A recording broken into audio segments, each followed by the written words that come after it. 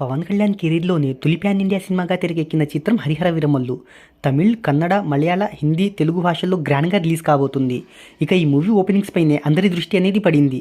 ఇక ఈ మూవీ వివరాలు ఒకసారి చూసుకున్నట్టయితే, ఈ చిత్రాన్ని మెగా సూర్య ప్రొడక్షన్స్ బ్యానర్పై 250 కోట్ల రూపాయల బడ్జెట్తో ప్రొడ్యూసర్ ఏఎం రత్నం నిర్వహించారు. ఇక బాలీవుడ్ నటుడు యానిమల్ విలన్ బాబీ డియోల్ ఇందులో ఔరంగజేబు పాత్ర పోషిస్తున్నారు. ఇక కోటా శ్రీనివాసరావు లెజెండరీ యాక్టర్ గారికి ఇదే చివరి సినిమా. ప్రజెంట్ ఎక్కడ చూసినా బాక్సాఫీస్ దగ్గర ఈ మూవీ గురించే చర్చ అనేది నడుస్తుంది. నైజాం ఏరియా థియేట్రికల్ రైట్స్ను మైత్రి మూవీ మేకర్స్ ఫ్యాన్సీ రేటుకైతే సొంతం చేసుకుంది. దిల్ రాజు, ఏషియన్ సునీల్, సూర్యదేవర నాగవంశీ లాంటి బడా నిర్మాతలు ప్రయత్నించినప్పటికీ ఈ మూవీ రైట్స్ అనేవి మైత్రి మూవీ మేకర్స్ దక్కించుకోవడం విశేషం.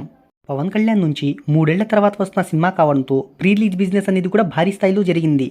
నైజాంలో 37 కోట్లు, సీడెడ్లో 16.50 కోట్లు, ఉత్తరాంధ్రలో 12 కోట్లు, ఈస్ట్ గోదావరిలో 9.50 కోట్లు, వెస్ట్ గోదావరిలో 7 కోట్లు, గుంటూరులో 9.50 కోట్లు, కృష్ణాలో 7.60 కోట్లు, నెల్లూరులో 4.40 కోట్ల చొప్పున తెలుగు రాష్ట్రాల్లో 102 కోట్ల రూపాయల ప్రీ రిలీజ్ బిజినెస్ జరిగింది.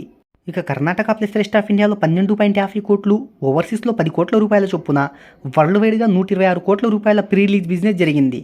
ఇక పవన్ కళ్యాణ్ కెరీర్లోనే అత్యధిక ప్రీ రిలీజ్ బిజినెస్ జరుపుకున్న చిత్రంగా ఈ మూవీ నిలిచింది.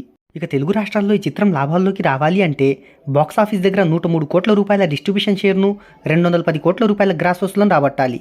ఇక Tamil Nadu, Karnataka plus rest of India, ఓవర్సీస్లోనూ బిజినెస్ భారీగా జరగడంతో ఈ మూవీ బ్రేక్ ఈవెన్ కావాలి అంటే 127 కోట్ల రూపాయల షేర్ను, 260 కోట్ల రూపాయల గ్రాస్ వసూలను రాబట్టాలని ట్రేడ్ వర్గాలు చెప్తున్నాయి. అడ్వాన్స్ బుకింగ్ ద్వారా, ప్రీమియర్స్ ద్వారా మంచి రికార్డులు క్రియేట్ చేస్తున్న ఈ చిత్రం ఈ టార్గెట్ను ఈజీగా ఛేదిస్తుందని అభిమానులు, చిత్ర యూనిట్ ధీమా వ్యక్తం చేస్తున్నారు. మరి చూద్దాం లాంగ్ రన్లో ఈ మూవీ ఎంతవరకు కలెక్షన్లు రాబడుతుందో.